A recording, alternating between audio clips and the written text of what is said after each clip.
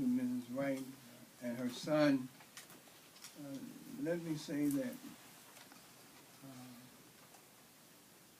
some of you might be aware I have served some time in prison. I know what it means to be isolated, miles away from home, and under segregation that's unimaginable, and not being able to connect with your loved ones.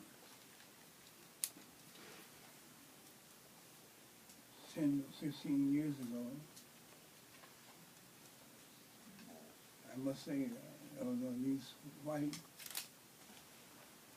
citizens who were outside, they came to my office on this particular issue. And they came repeatedly to discuss this issue out of a sense of fairness and justice. And they were the ones who inspired me to introduce 4 Congresses ago to a bill to address this particular matter. They inspired me to, when the chiefs of police were coming in to discuss another issue, to question them from my perch on the Energy and Commerce Subcommittee on Telecom, to address them and ask them about the exorbitant prison rates. And all of them, in each and every hearing, refused to even consider remedies or reforming these rates, because they viewed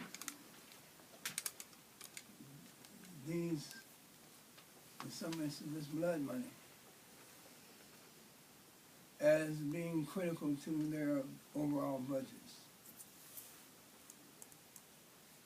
And they indicate without any hesitancy that they thought that if they would charge decent rates, or if anyone would charge decent rates or normal rates, then that would hit their budgets in a detrimental way, in a negative way. And upon further investigation on my part, I found that most of them were using the dollars from these exorbitant rates as a slush fund, not for anything that had to do with the safety of the guards, the safety of the inmates, or the normal activities of the prisons, but in most instances as a slush fund for special activities and equipment. I'm so inspired by this wonderful lady, Mrs. Wright, and I'm inspired by my colleagues who are coming to the floor now to address this critical concern.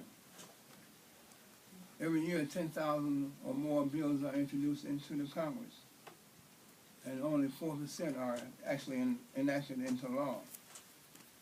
And the number decreases to about 1% when you eliminate the naming post offices and commemorative holidays. In spite of this, I have, again, stayed the course by introducing the Family Telephone Connection Protection Act for 4 straight Congresses. My bill would do several things in relation to prison phone calling rates and also services. Among other things, it would prescribe a minimum per minute rate that is to be paid to providers of inmate calling services. A maximum per minute rate. It will prescribe a maximum service per call or connection rate. It will prohibit the payment of commissions by inmate calling service providers to administrators of correctional facilities. And it will require administrators to allow more than one service provider at a time at any correctional facility to offer service and to generate lower calling rates through competition for those services. These are just some of the matters that we have been engaged in. I have repeatedly asked for varying levels of reaction and response for hearings on this particular bill. The FCC must do the right thing. I applaud Commissioner Clyburn for her valued efforts on this behalf. But if the FCC fails in doing what it's supposed to do, it was given some basic rights over and responsibility and jurisdiction over all the telephones, which the public owns all the waves. It's not all the airwaves. It's a public utility. If the FCC fails to respond, then the Congress has to act by passing my bill.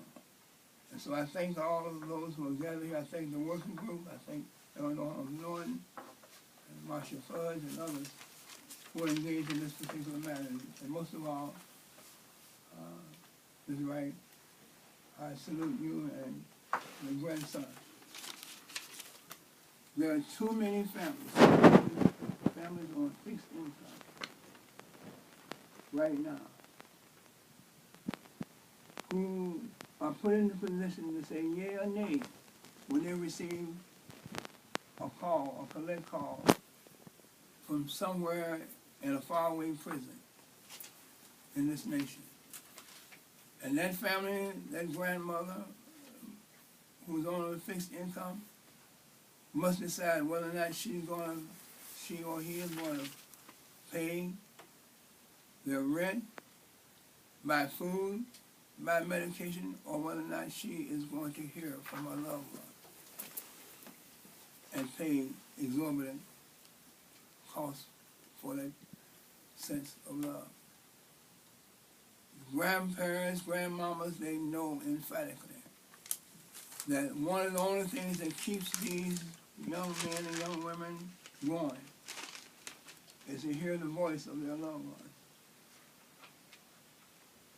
There should not be this kind of choice, this kind of Hobson's choice, that we are forcing our families and our grandparents, for the most part, to be in. Congress must act.